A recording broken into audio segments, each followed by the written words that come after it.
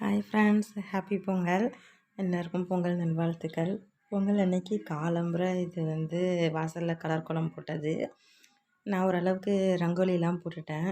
ரங்கோலி பானையில் வரைஞ்சேன். அம்மா கலர் அடித்தாங்க. அம்மாவும் சின்ன தம்பியும் கலர் அடித்தாங்க. பெரியவன் வரவே மாட்டேன்ட்டான். சரின்னு சொல்லிட்டு அப்புறம் எல்லாம் ரெடி ஆகிட்டு கலர்லாம் போட்டு ரெடி ஆகிட்டு அம்மா 9 மணிக்கெலாம் பானையை வச்சுட்டாங்க அடுப்பில். எங்கள் வீட்டில் இந்த மாதிரி தான் பொங்கல் செய்கிறது வழக்கம். அதோட இன்றைக்கி சின்னவன் வேஷ்டி சட்டையில் ஜம்முன்னு இருந்தாப்புல, நம்ம பாரம்பரிய உடை இல்லையா, அதனால் அவனுக்கு இருந்துச்சு சின்னவனுக்கு. அதனால் அதை போட்டுட்டு அது அம்மா எல்லாரையும் அரிசி போட சொன்னாங்க.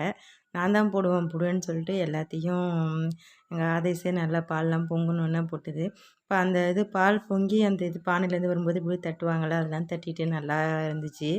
அதோட பொங்கல் பானை வச்சு எல்லாம் பொங்கல்லாம் முடிச்சுட்டு அதை அப்படியே சாமி ரூமுக்கு எடுத்துகிட்டு வச்சுட்டு சாம்பிராணி போட ஆரம்பிச்சிட்டோம். பெரியவன் எல்லாம் நின்று சாமி கும்பிட்டாச்சு. அம்மா தான் சாம்பிராணிலாம் போட்டாங்க. கரும்புலாம் வச்சு மஞ்சள் கொத்து, இஞ்சி கொத்து எல்லாம் வச்சு நல்லபடியாக சாமி கும்பிட்டோம். நான் மணி ஆட்டிக்கிட்டு இருந்தேன். அது எதுவும் மணி அடிக்க தெரியல அதுங்களுக்கெலாம். அதனால் நான் தான் மணி அடித்தேன். வெண்பொங்கல், சர்க்கரை பொங்கல் எல்லாம் வச்சு அதோட வீட்டுக்குள்ளே சாம்பிராணிலாம் காமிச்சிட்டு ஃபுல்லாக வெளியில் நம்ம சூரிய பகவானுக்கு வெளியில் வச்சு நம்ம செய்யாததுனால அம்மா வெளியில் போய் சூரிய பகவானுக்கு சாம்பிராணி சூடம் எல்லாமே காமிச்சாங்க. பொங்கல் கிராமத்து சைடுலலாம் ரொம்ப விசேஷமாக வெளியிலேயே வச்சு படைக்கிறது அந்த மாதிரிலாம் செய்வாங்க. இங்கே எங்கள் பழக்கம் இந்த மாதிரி தான், வீட்டுக்குள்ளேயே தான் வச்சு செய்வோம். ஆனால் சூரிய பகவானுக்கு தானே இன்றைக்கி பொங்கல் ரொம்ப அதனால் விசேஷங்கிறனால அவருக்கு போய் ஒரு தடவை காமிச்சிட்டு வந்துடுறது.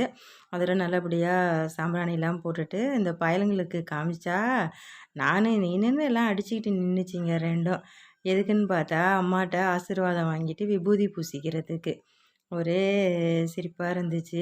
இதுதான் எங்கள் சாமி ரூமு. மேலே வைக்க இடம் இல்லாததுனால கீழே பொங்கல் வச்சு அப்படியே சாம்பிராணி போட்டாச்சு. எல்லாம் இன்றைக்கே காலில் விழுந்து எல்லாம் ஆசீர்வாதம் வாங்கிக்கிட்டானுங்க.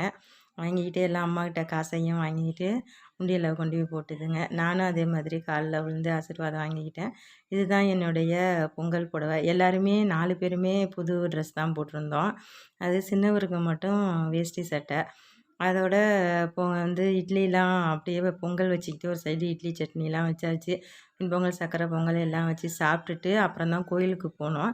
கோயில் கரும்பாயிரம் பிள்ளையார் கோயிலில் போய் நல்லபடியாக சாமி கும்பிட்டுட்டு இன்றைக்கி பொங்கல் நல்லபடியாக எங்களுக்கு முடிஞ்சிருச்சு.